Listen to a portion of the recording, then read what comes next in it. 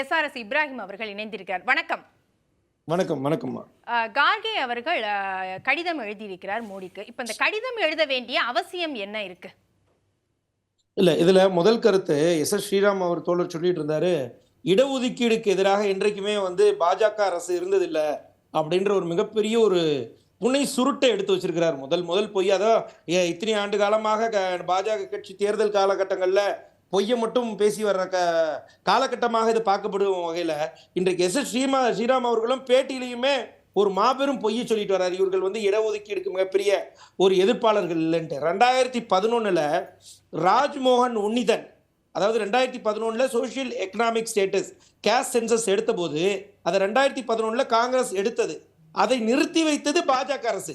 அதற்கு மிகப்பெரிய எடுத்துக்காட்டு 2015 ராஜ்மோகன் உன்னிதன் எம்பி அவர்கள் கொஸ்டின் நம்பர் 1436 நேரடியாக கேள்வி கேட்கிறார். என்ன காரணத்தின் அடிப்படையில் இந்த சோசியல் எக்கனாமிக் கேஸ்ட் சென்சஸ் SECCயை நிப்பாட்டி வைத்திருக்கிறீங்க அப்படின்னு சொல்லும் போது அன்றைக்கு இருந்த இணையமைச்சர் மினிஸ்டர் ஆஃப் ஹோம் அஃபேர்ஸ்ல இருந்து நிரஞ்சன் ராய் அவர்கள் பதிலளிக்கிறாரு, டெக்னிக்கல் ப்ராப்ளம், மேன் பவர் இல்லை, எங்கள்கிட்ட இப்போதைக்கு அதை வெளியிடுறதுக்கான காரணம் இல்லை அப்படின்னு நிலுவையில் வைத்தது இந்த பாஜக அரசு. இடஒதுக்கீடை காங்கிரஸ் கொண்டு வந்ததை 10 ஆண்டுகளாக கிடப்பில் போட்டது பாஜக அரசு. இதை மறந்துவிட்டு ஸ்ரீராம் அவர்கள் பேசுறாரு. சார், இப்ராஹிம் அவர்கள் இப்ப மண்டல் கமிஷன் வந்தப்ப எதிர்த்து ராஜீவ் காந்தி பேசினாரு அப்படிங்கறத நீங்க எப்படி பாக்குறீங்க? இல்ல இங்க அன்றைக்கு மண்டல் கமிஷன் குறித்து கருத்து வேறுபாடுகள் இருந்தாலும் அதற்கு பின்பாக வரப்பட்ட ஆட்சியில அப்ப பேசுனது இடஒதுக்கீட்டுக்கு அது எதிராக தானே அவர் பேசினார்.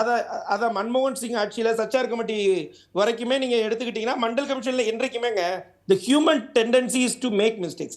மனிதர்கள் தவறு செய்பவர்கள் தான். நாங்க இல்லைன்னு சொல்ல, எமர்ஜென்சிக்கு நாங்க இன்றைக்கு வருத்தம் தெரிவிக்கிறோம். அதுல மாற்றுக்கிறது இல்ல. அதையே அவங்க திரும்ப கேட்டா மனிதர்கள் தவறு செய்பவர்கள் தான். அன்னைக்கு RSS எதிர்த்துச்சு, இன்னைக்கு மோகன் பகவத் ஸ்டேட்மெண்ட் கிளியரா கொடுத்திருக்காங்க. எதிர்க்கல அப்படின்னு சொன்னா நீங்க சொல்ற பிரகாரமே வருவோம். கடந்த 10 ஆண்டு காலமாக மக்கள் நாங்கள் செய்யாத மண்டல் கமிஷன் ஒரு பக்கம் நாங்கள் கிடப்பில் போட்டது காரணமாகவே பாஜகவை கொண்டு வந்தாங்கன்னே வச்சுக்கோவேன். பாஜக இது மாதிரி இடஒதுக்கீடுக்கு நாங்கள் முழு ஆதரவு தருவோம்னு சொல்லி தானே இப்ப அவர் கருத்து எடுத்து வைக்கிறார் ஸ்ரீராம். அப்ப 10 ஆண்டுகளாக ஏன் இடஒதுக்கீடை நிலுவையில் போட்டீங்க? அதை கேளுங்க. இப்ப நாங்க இடஒதுக்கீடுக்கு OBC ரிசர்வேஷனுக்கு கேஸ்ட் சென்சேஷனுக்கு எடுக்க சொல்லி நாங்க இன்றைக்கு எங்களோட நிலைப்பாடை மாத்திக்கிட்டோம். அதையும் சொல்லுங்க. இப்ராஹிம் எல்லாம் மாத்திக்கிட்டதுதான். வரலாறு படி பார்த்தோம்னா பாஜகவும் சரி காங்கிரஸும் சரி சந்தர்ப்பத்துக்கு ஏத்த மாதிரி தானே நடந்திருக்காங்க. ஒரு நிமிஷம், நீங்க சொல்ற கருத்து நியாயமானது, உங்களுக்கு கேள்வி அருமையானது. அதாவது எல்லாம் மாற்றத்தக்கவை தான், இதுல மாற்றம் கிடையாது. ஆனா என்னன்னு கேட்டீங்கன்னா 10 ஆண்டு காலமாக நாங்க மண்டல் கமிஷன் அன்றைக்கு ராஜீவ்காந்தி அவர்கள் வருத்தம் தெரிவித்தார். இன்றைக்கு OBCக்கு ஆதரவு நிலைப்பாடோடு, கேஸ்ட் சென்சஸ்க்கு ஆதரவு நிலைப்பாடோடு, இடஒதுக்கீடுக்கு SC ST OBCக்கான இடஒதுக்கீடோட ஆதரவு நிலைப்பாடு இன்றைக்கு ராஜீவ்காந்தி அவர்களுடைய மகன் ராகுல் காந்தி பேசுகிறார். இன்றைக்கு அதுதான் நிலை மாறி இருக்கு.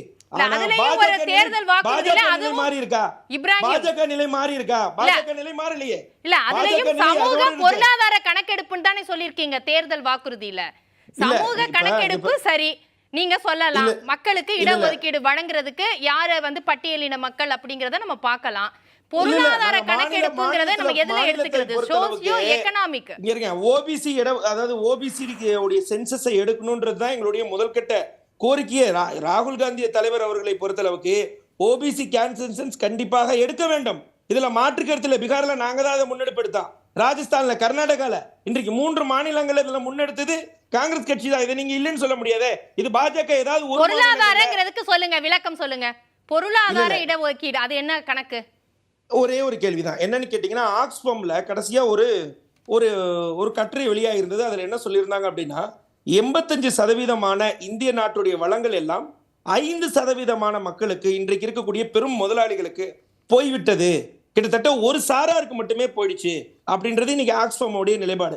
இதை தாண்டி ராகுல் காந்தி அவர்கள் சொன்னதே போல 22 பெரும் பணக்காரர்களுடைய மொத்த சொத்தும் 140 கோடி மக்களோட சொத்தும் இணை வைக்கிற அளவுக்கு இருக்கு.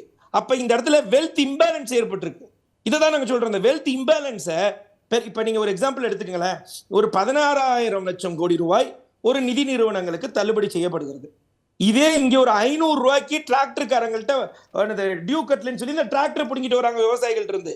சரி, இது வரைக்கும் விவசாயிகளுக்கு 10 வருஷத்துக்கு முன்னாடி இருந்ததா?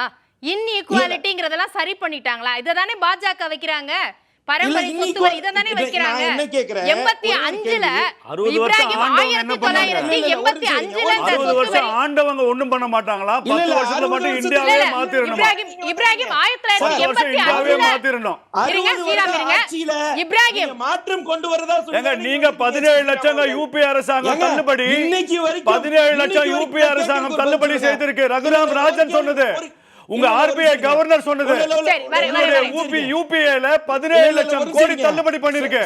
அந்த டிராக்டர் லோன் அன்னைக்கும் இருந்தது. இருங்க ஸ்ரீராம் டிராக்டர் யார் போய் புடிச்சிட்டு வந்தான்னு சொல்லுங்க. இருங்க ஸ்ரீராம் இருங்க. ஒரு நிமிஷம் கொந்தளிக்காதீங்க, தண்ணி குடிங்க. நான் சொல்ல ஒரு கருத்தை மட்டும் கேளுங்க.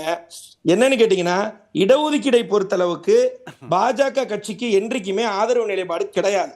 அதற்கு மிகப்பெரிய எடுத்துக்காட்டு எஸ்ஏஎல் HAL கிட்டத்தட்ட 20 பொது நிறுவனங்களை 23 பொது நிறுவனங்களை தனியாருக்கு தாரை வார்த்தது பாஜக அரசு. இந்த இடத்துல எல்லாம் இடஒதுக்கீடு இருந்தது.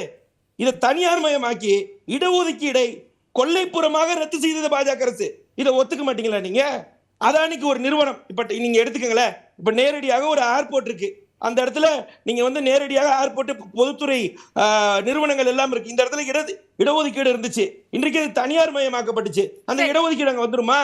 அப்ப தனியார் மயம் மூலியமாக இடஒதுக்கீடை கொள்ளைப்புறமாக ரத்து செய்தது பாஜக அரசு.